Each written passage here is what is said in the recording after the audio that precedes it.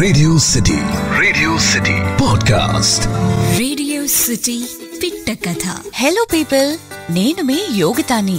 ఒక బుల్లి పిట్ట కథతో రెడీగా ఉన్నాను. మరి లైఫ్ లో relatives, family members play an important role అని అంటారు కదా. కానీ వీళ్ళందరినీ కూడా వెనక్కి తన్నేసి ఫస్ట్ పొజిషన్ అయితే ఫ్రెండ్స్ కే ఉంటుంది. దీనికి సంబంధించి ఒక చిన్న స్టోరీ చెప్తాను.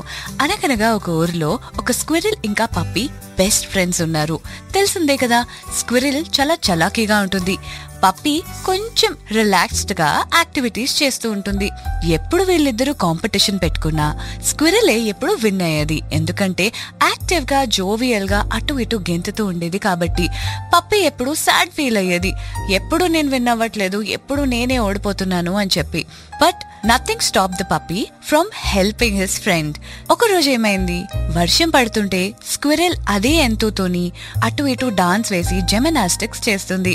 సడన్ గా కాలు స్లిప్ అయి కింద పడింది. పడిన వెంటనే దెబ్బ తగిలి నడవలేకపోతుంది. She called out to the puppy. Puppy వచ్చి, ఓ నీకు దెబ్బ తగిలిందా, you are not able to walk అని అడిగి, అయ్యో పడిపోయావా అని చెప్పి దాని వీప్ మీద స్క్విరిల్ ని పడుకోబెట్టుకొని ఒక సేఫ్ ప్లేస్ కి తీసుకెళ్లి దాన్ని అక్కడ దించి కేర్ తీసుకోవడం స్టార్ట్ చేసింది. Winning or losing is secondary, కానీ helping a friend is what you should be doing. ఎందుకంటే there are many things in our life which we can not share with our parents or relatives or siblings. But ఒక friend తోనే మీరు అన్ని A to Z share చేసుకోగలుగుతారు. So అందుకనే ఎప్పుడైనా ఏ friend తోనైనా ట్రూగా ఉండడానికి ట్రై చేయండి. Always be a true and a good friend. బాగుంది కదా ఈ బుల్లి పిట్ట కదా.